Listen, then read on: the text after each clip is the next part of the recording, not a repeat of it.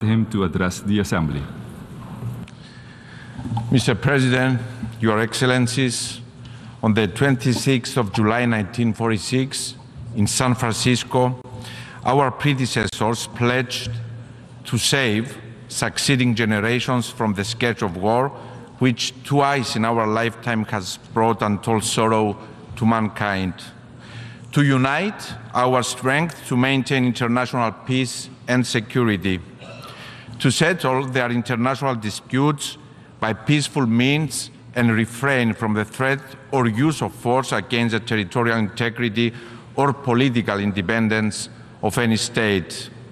These pledges were the promise of our predecessors bestowed upon us for the future. The UN Charter, ladies and gentlemen, is a promise, not a reality. If we are complacent in our actions, the words are not worth the paper on which they are written. The horrors of the Second World War, which began in Europe and consumed the world, brought nations together. We, assembled here today, must live up to the obligations prescribed in the UN Charter to proclaim never again. Make no mistake, we bear responsibility to ensure the world does not drift into the horror of war. This is our mandate. Do we have the courage? Do we have the resolve to make peace our top priority, to honor the foundations of the United Nations, and to assure its continued relevance? Our predecessors harbored an admirable sense of their own personal accountability to the future. I believe it is that sense of personal responsibility from the individual that underpins the idea and the reality of a United Nations throughout the world. Our predecessors also knew that the path to peace would be challenging. They had the resolve, the deep belief, the knowledge that it will require the ability of all people to come together to make peace a reality, so that their children and the generations to come, so that our children today will not be scarred by another world war. But they also had the greatest of all impetuses. The world, the leaders that came before us inherited ashes, not institutions. They had no choice but to look to multilateralism, to international law, respect for the sovereignty and the territorial integrity of all states. Today, as we stand on the shoulders of our predecessors, we remain accountable to deliver on the vision of peace that sparked the creation of this resilient organization. Will we be worthy and equal to the challenge? Can we act with a sense of urgency without which we too will fail? Excellencies, as a historian by training, I believe adamantly that history serves as an invaluable compass, as the most valuable source of lessons. More than 7 decades following the establishment of the United Nations, the war in Ukraine has shaken the world. It reminds us that never again is a rallying cry, a sacred promise that is fragile and one that we need to protect with all of our resolve. Cyprus condemns in the strongest terms any breach of international peace and security effected through military action by any state against the independence, sovereignty, and territorial integrity of another state. We stand on this instance of violation of international law and on every such instance on the right side of history. Since the very first day of the aggression against Ukraine, the people of Cyprus, a third of them still displaced as a result of foreign aggression against their own country, have displayed solidarity with deeds, not just words, to the people of Ukraine. We do this because we remember. We do this because it is the right thing to do.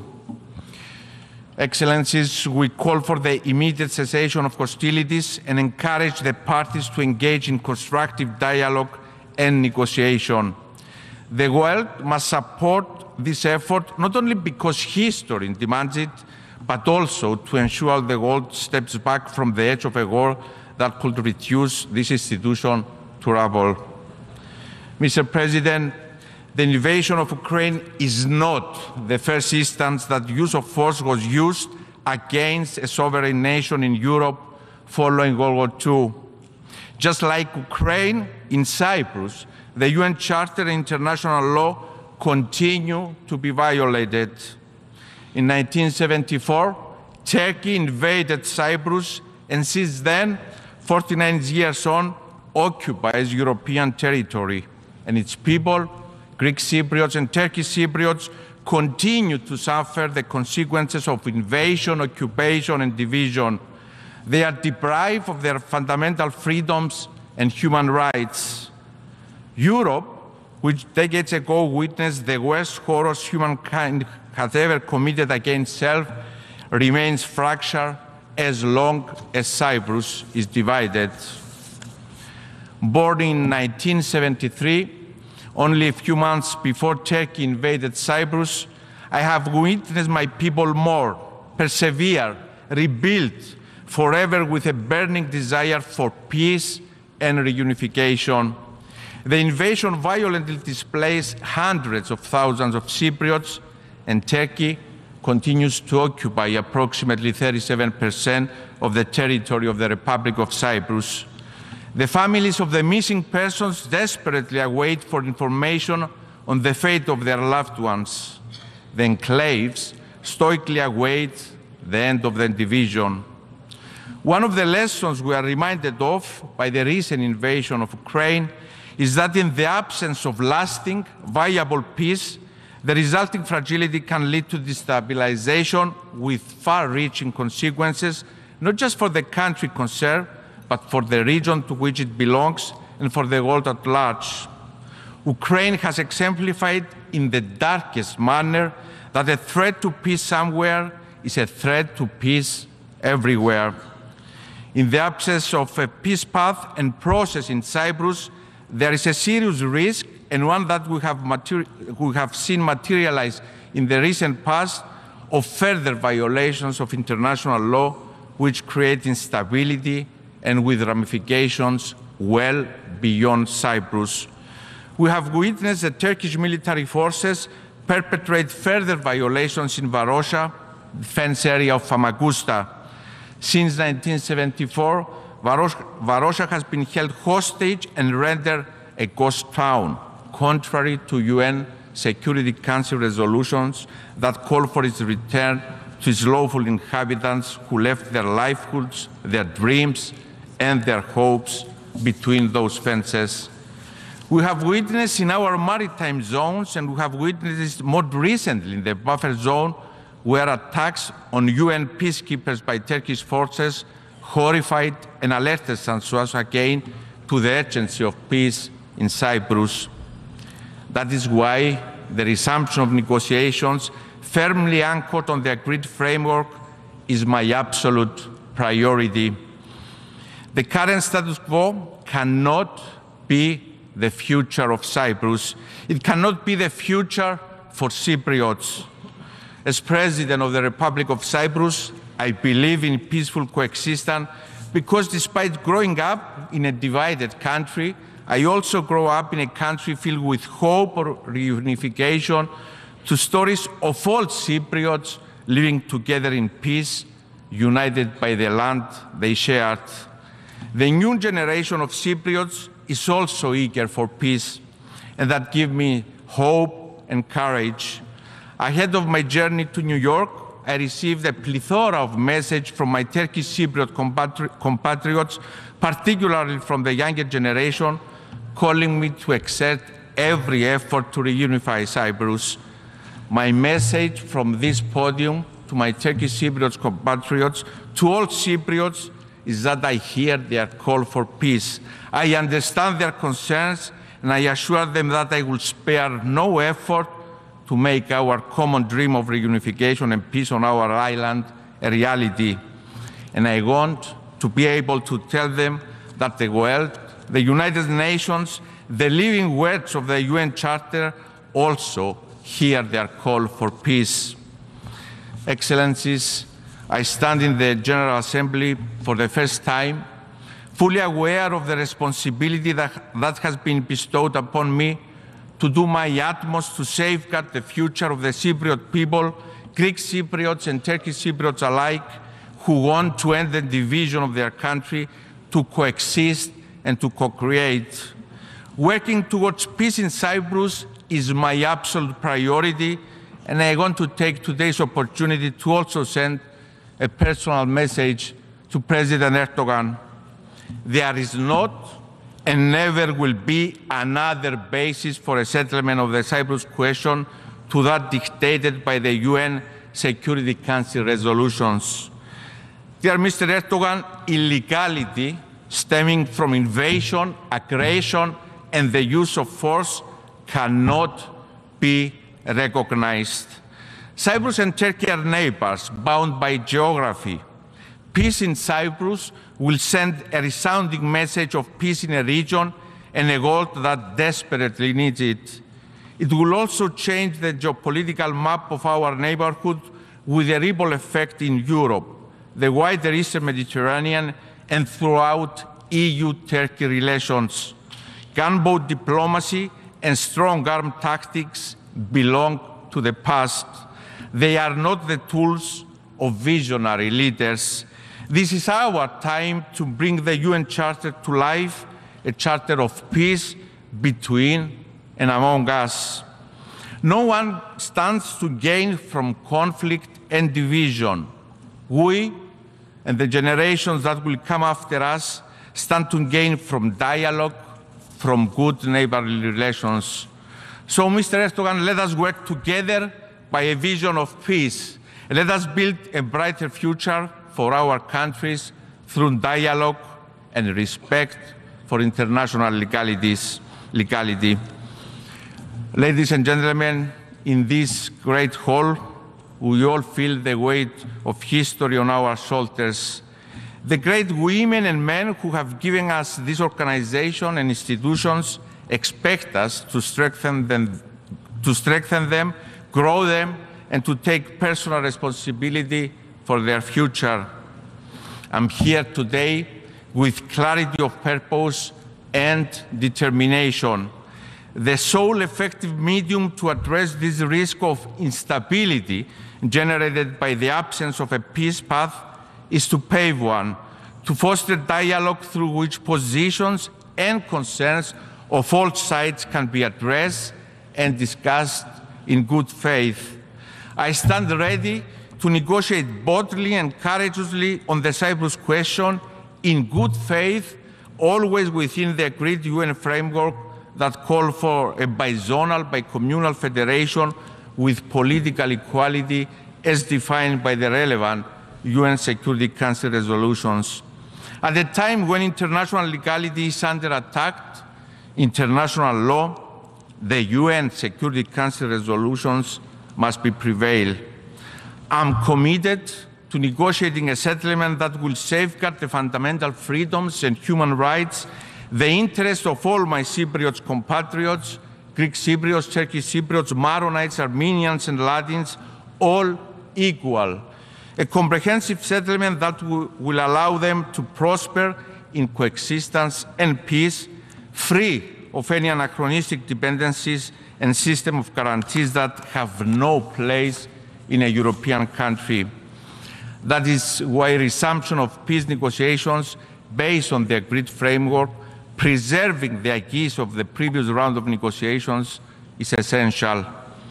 As the UN Security Council has resolved, it is high time for the United Nations to become a driving force of dialogue by appointing, as a first step, an envoy on the Cyprus problem to explore and prepare the ground for the resumption of negotiations. The United Nations and its Secretary General have the responsibility prescribed in the UN Charter to act as a catalyst for peace in Cyprus. In doing so, it can be facilitated by the European Union, which also has the tools necessary and which has expressed its commitment to deliver so as to reunify its last divided member state. Just like the United Nations, the European Union is also a project of peace. The Union can and must act decisively with all means at its disposal to drive reunification of its last divided member state, and in doing so, contribute to peace in Europe, the wider Middle East, and indeed the world. Distinguished delegates, the theme of this year's General Assembly focuses on the 2030 Agenda and its sustainable development goals towards peace, prosperity, progress, and sustainability for all. The achievements of the SDGs requires universal efforts and transformative solutions. Climate emergency and climate change know no borders. On our region, the Eastern Mediterranean is especially vulnerable in this regard. The raging wildfires and the floods during the summer are a somber reminder of the fact that we are failing to act at our own peril.